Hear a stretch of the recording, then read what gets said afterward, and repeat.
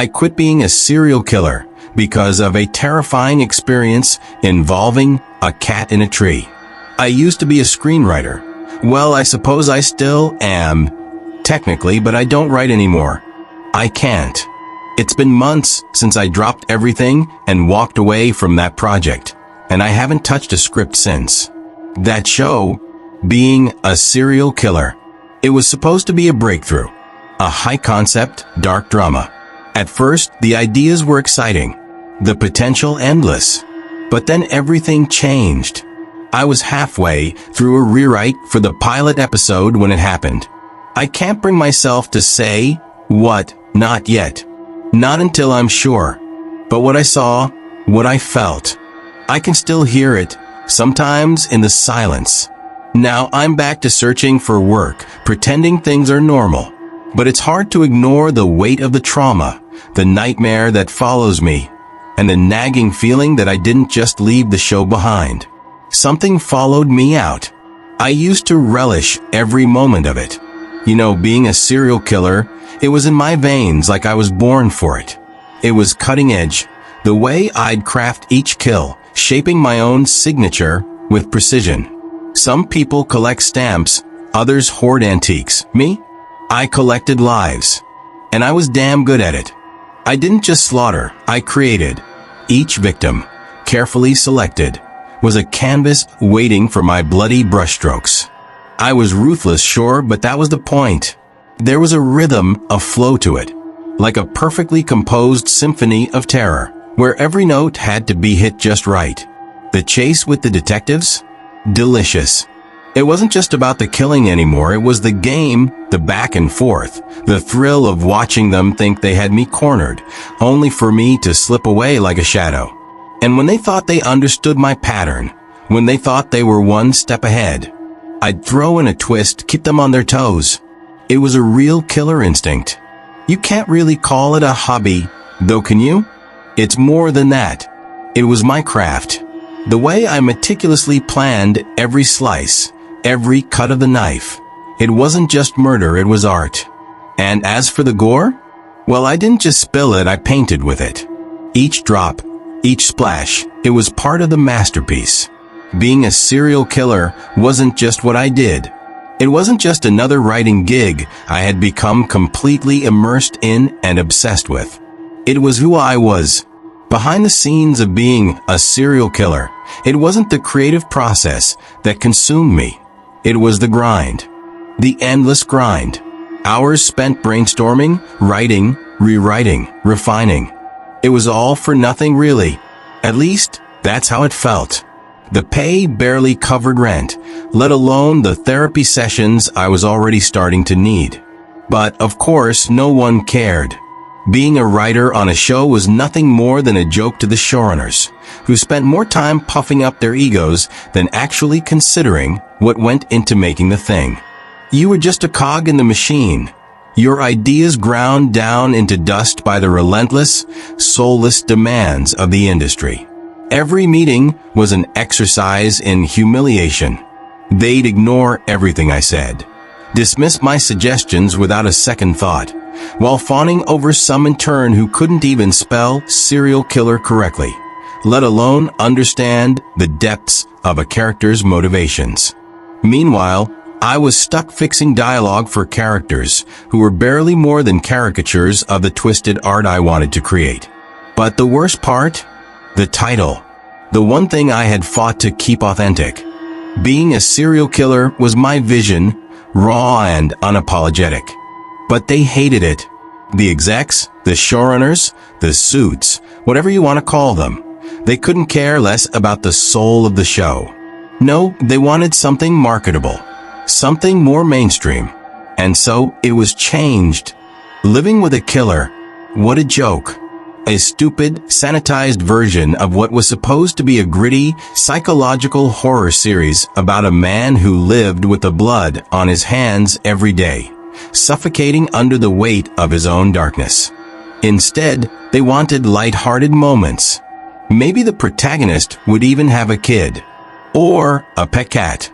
A cat. I should have seen the writing on the wall then. The shadow hanging over everything. thick and cold. The producers wanted a cat. A cat. The whole damn world felt like it was against me, but none more so than this cat. Ms. Informal, as they called her. Or Snuggles in the script, whatever the hell that meant. I had a creeping suspicion that her name was the least of my problems. Animal handlers were rushing past me, their faces flushed with urgency. They were frantic, searching high and low, whispering her name. But all I could hear in the background was the dull hum of the coffee maker as I neared the break room and my own bitter thoughts. I should have let it go, but I couldn't. I was in the break room, staring at the coffee machine, trying to ignore the growing weight in my chest. I ordered my coffee, black of course, and stood there, feeling the heat of the machine, the sound of the steam pressing against my skull. Focus, I told myself. Focus on anything but the cat. That's when I saw it. A tail. No one else was around, and the place felt oddly still. In a moment of sheer stupidity, I reached out and lifted the tablecloth, just to get a glimpse, just to see if I could finally put an end to this stupid, persistent feeling of tension the cat had caused. I didn't mean to do it. Really, I didn't. But something in me snapped, something deep in the pit of my stomach. I lifted the cloth, and there she was, her wide, glossy eyes fixed on mine, a flash of fear darting across her face. I swear I didn't mean to scare her, but when she bolted, when she shot out from under the table like a bolt of lightning, my gut twisted. I had made her do that. She ran straight for the window. My heart raced as she leapt up onto the sill, and in that single, terrifying moment, I could only watch in horror as she launched herself into the air. My breath caught. I'd startled her so badly. I thought I'd killed her. I was sick to my stomach, my mind spinning as I rushed to the window. My hands trembled as I looked down, expecting to see a lifeless, mangled body sprawled out below. But instead, the coffee burned my chest as I spilled it, the sudden pain of the hot liquid shocking me into a harsh, involuntary yell. And then I heard her, the cat's cry, a sharp, panic meow. She hadn't hit the ground. She'd landed on a tree branch, and now she was stuck, too scared to move. For a brief moment, I stood frozen there, chest searing with pain, the burning of the coffee mingling with the crushing weight of guilt. And yet, it was almost like something else was taking over. A strange, protective feeling rose inside me, a deep urge to make things right, to save her. Without thinking, I pushed the window open further, the cool air rushing in. My head spun with confusion, guilt, and fear, but none of it stopped me. I crawled out onto the windowsill, ignoring the stinging heat on my chest, and reached for the branch. My hand shook, but I climbed out further, inching closer to where she was stuck. The tree was low enough for me to reach, but she seemed so helpless, so fragile. I could hear her cries, soft and terrified. And it was then, as my fingertips brushed the bark, that I realized something. I was trying to save a cat after everything I had done. Maybe I wasn't the villain in this story after all. I had to get her down. I was almost there. The burning in my chest, the searing pain from the coffee spill, was fading now, replaced by something colder, something more urgent. Ms. Informal was perched on the branch, her eyes fixed on me. Her fur looked strange in the moonlight, darker, almost oily. She didn't move when I crawled closer, not an inch. Her eyes never left me, as if she were waiting.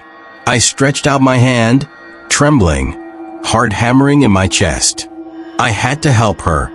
I couldn't leave her here, stuck on this branch. But as my fingers brushed her fur, something was wrong. It wasn't the softness I expected. No, this was slick, too slick. Cold, like rubber. My skin crawled. I pulled my hand back, but before I could react, I heard it. The meow. But it wasn't right. The sound was off, too high-pitched, distorted. Like it was coming from the wrong throat, the wrong creature. And then, before I could even make sense of it, she made a sound that didn't belong. A shriek. It wasn't a meow. It wasn't anything I'd ever heard from a cat. It was a jagged, bone-shaking wail that vibrated deep in my chest. My vision blurred with the sound, the world around me trembling. And that's when it happened. The fur split open. It wasn't gradual. It wasn't a slow transformation. One moment, she was a cat. The next, she was ripping open like a cheap costume. A seam ran down her back, a line of darkness. And then, she split apart. I froze. My hand was still stuck in the mess, sinking deeper into the writhing thing that wasn't a cat. It was worse than any nightmare. Beneath the fur, beneath the mask of normality was something wrong. It was like spaghetti. No worse. Like spaghetti and meatballs if they were made of maggots and gore. A wet, glistening mass of wriggling, slimy tendrils. It oozed and squirmed, pulsing with unnatural life. The texture was all wrong, slick and sticky under my fingers, like I was touching something alive but not alive, something that should not exist. I tried to pull my hand back. I wanted to pull away, but it was as if my fingers were glued to it, sucked into the mass of writhing filth. And then it shrieked again. Not a meow, not a scream. This was a scream. A wail that vibrated through my skull, rattling my brain, clawing into my mind. The thing inside her was alive. Something alien, something wrong. I couldn't breathe. I couldn't move. My vision blurred. The tree tilted. The world around me cracked, splintering, breaking into pieces. I felt myself falling. It wasn't slow. It wasn't graceful. I plummeted, the ground rushing up at me in a terrifying blur. My limbs flailed, my chest tight from the burning pain, but it didn't matter. Nothing mattered. My screams mixed with the thing's wails. And then crash. When I woke, I was in a hospital room. It was so quiet. Too quiet. The white walls, the sterile air, it all felt wrong. My body ached, but there was a strange detachment, as if I wasn't fully present in it. It was like waking up from a nightmare, but instead of relief, I felt empty. I blinked, confused. The room was too clean, too peaceful. I didn't know how I got here. My chest was still burning from the coffee, but it didn't feel like it was mine anymore. My head spun, and then it hit me. The tree. Her. That thing. I gasped, my breath catching in my throat. I bolted upright, panic flooding me. The memory of what I had touched, what I had felt, slammed into me like a freight train. My stomach lurched. I screamed. It came out of me, raw, desperate, the sound scratching at my throat. I tried to stand, but my limbs weren't cooperating. My arms were weak, my body unsteady. I thrashed in the bed, the sheets tangling around my legs as the terror surged through me. Get off me! I screamed, my voice shaking. I can't. The door swung open. Two men stepped inside, their faces blank, expressionless. One of them was the producer, the other was a lawyer. They didn't seem surprised to see me like this. Not the way I was thrashing in panic. They didn't even blink. Are you okay? The producer asked, his voice flat, like he was reading from a script. The lawyer didn't even look at me, his eyes glued to his clipboard. We need to know when you'll be able to finish the script. Or if we need to replace you. Replace me? I froze. Replace me? They wanted to replace me? The horror surged back in a flood of nausea. The cat, the thing, I could still feel it, the cold wetness of it, the shriek ringing in my ears. I snapped. The laugh bubbled out of me, manic, wild. Replace me, I yelled, my voice rising. Yeah, replace me. I'm done. I'm finished. I won't be coming back. The laughter was bubbling up like a broken dam, spilling from my mouth in a cracked, deranged sound. Their eyes were wide now, But they didn't understand. They couldn't understand. I leaned forward, my eyes wild.